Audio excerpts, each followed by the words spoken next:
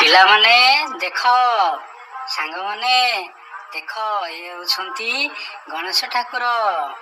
ପିଲାମାନେ ଶ୍ରୀ ଗଣେଶ ଠାକୁରଙ୍କୁ ନମସ୍କାର କର। ତମେମାନେ ଜାଣିଛ ୟାକୁ କିଏ କରିଛି? ତୁମ ପରି ଜଣେ କୁନି ପିଲା ଗଣେଶ ମୂର୍ତ୍ତି ଗଢ଼ିଦେଲା। ସେହି ପିଲାଟିର କେତେ ଯେ ଶ୍ରଦ୍ଧା, ନାଁଟି ତାହାର ଅଟଇ ରାଧା। ଏମିତି ଯଦି ତାର ଶ୍ରଦ୍ଧା ରହିବ, ସବୁ ପାଠ ସିଏ ଭଲ ପଢ଼ିବ। ପିଲାମାନେ ତମେମାନେ ଯଦି ଭକ୍ତି କରିବ,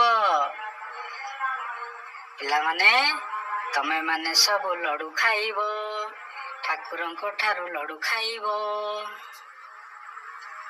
ପିଲାମାନେ ଦେଖ, ଏଇ ଠାକୁରଙ୍କ ପାଖରେ ସେ କୁନି ପିଲାଟି ହାତରେ କେମିତି ଲଡୁ ଧରେଇ ଦେଇଛି।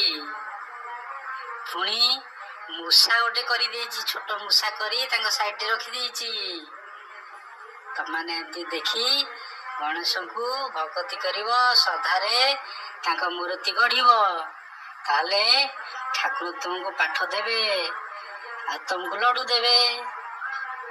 ଆଉ ୟାକୁ ତମେ ଛାଡି ଦିଅ ତମ ସାଙ୍ଗମାନଙ୍କୁ।